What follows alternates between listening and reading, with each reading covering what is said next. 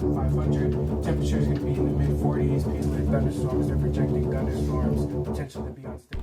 The sky above the Red Sea thundered with power as the unmistakable roar of a B-52 Stratofortress echoed across the vast blue expanse. Unlike its usual operator, the U.S. Air Force, this bomber bore the markings of the Royal Air Force, RAF, embarking on a high-profile, high-speed mission through one of the world's most volatile regions. Slicing through the air at near maximum subsonic speed, the RAF's B-52 bomber flew at medium altitude, its immense wingspan casting a sweeping shadow across the shimmering waters below. It was a show of force, deliberate, precise, and undeniable. But the B-52 wasn't alone. Dozens of fighter jets formed a defensive net around it. Typhoon FGR4 from the RAF, F-15 SA Street Reich Eagles from the Royal Saudi Air Force, and FA-18 Super Hornets from a U.S. Navy carrier strike group flew in synchronized layers of protection. At the helm of the bomber was Wing Commander James Hawk Harrington, a seasoned pilot with over 3,000 flight hours in strategic bombers. Seated beside him were his co-pilot, flight engineer, and an elite team of weapons and electronic warfare officers. Inside the B-52 tight mission-packed interior, the crew worked in constant communication. Their eyes were fixed on radar screens, threat detection displays, and navigation consoles, while their ears were filled with the rhythmic hum of 8 Pratt & Whitney turbofan engines. Maintain speed. Keep formation. Scan for SAM threats, Harrington ordered as the bomber pushed closer to contested airspace. The tone in his voice was calm, firm, and drilled by years of experience.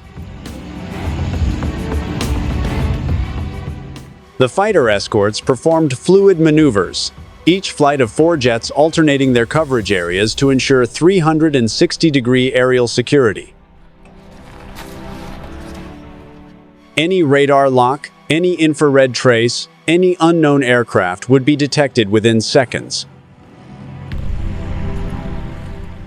Typhoons flew in staggered echelon formation on the bomber's left, with F-15 SAs dominating the high right flank. FA-18 held the rear, constantly adjusting positions based on changing altitude and vectoring angles. This mission was no mere flyover. It was part of Operation Desert Aegis, a multinational military readiness drill aimed at deterring potential aggression and ensuring uninterrupted maritime security in the Red Sea.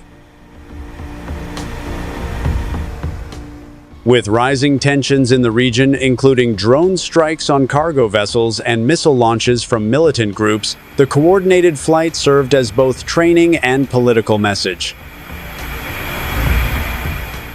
The B-52 had been retrofitted with cutting-edge systems, long-range radar, jamming modules, secure satellite communications, and the capability to launch cruise missiles from hundreds of kilometers away. As it neared the Bab el-Mandeb Strait, a strategic choke point between Yemen and the Horn of Africa, the bomber began simulating targeting protocols. No live weapons were used, but every aspect of a real attack run was replicated. Fighter jets simultaneously conducted mock dogfights and electronic warfare drills. F-15 SAs simulated intercepts, while Typhoons executed suppression of enemy air defenses, SEAD, patterns. Up above at 25,000 feet, an RAF Voyager tanker aircraft provided mid-air refueling to several fighter jets, ensuring they could maintain extended presence in the area without returning to base. "This is an orchestration of precision," said Flight Lieutenant Morgan Davis, one of the Typhoon pilots. Flying in formation with a B-52 at high speed takes coordination, situational awareness, and trust. From the ground, naval vessels patrolled the sea, tracking the mission with integrated air defense systems.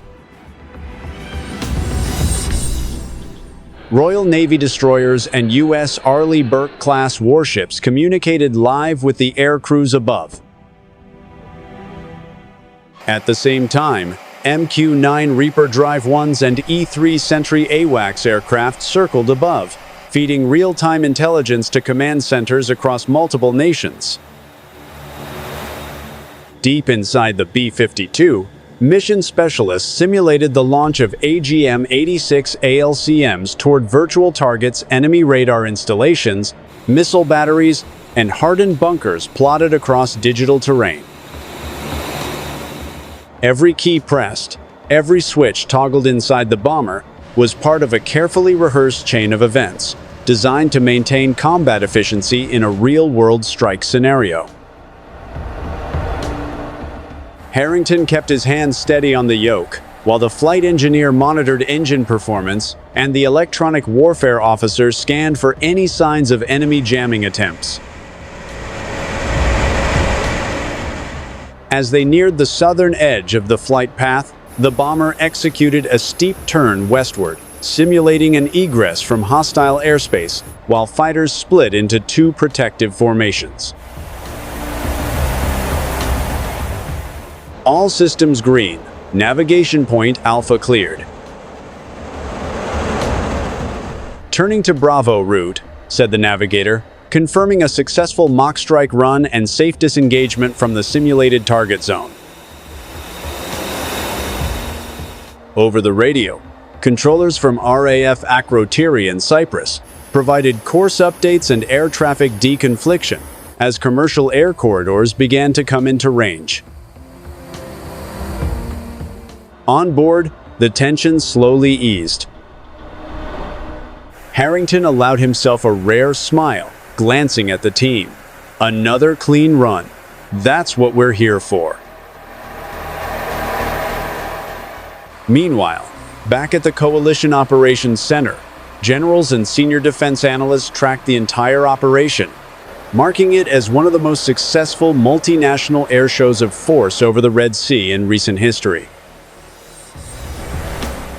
The symbolism of an RAF bomber escorted by Arab and American fighters was not lost on geopolitical observers.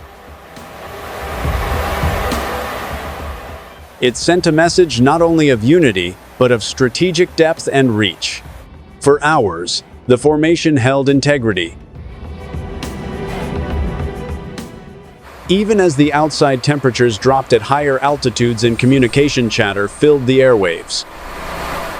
Pilots switched radio frequencies smoothly, conducting handoffs between AWACS controllers, ground-based radar stations, and tanker aircraft with practiced ease. As the sun began to dip behind the Arabian Peninsula, golden rays reflected off the wings of the B-52 and its escorts, creating a breathtaking aerial silhouette against the evening sky.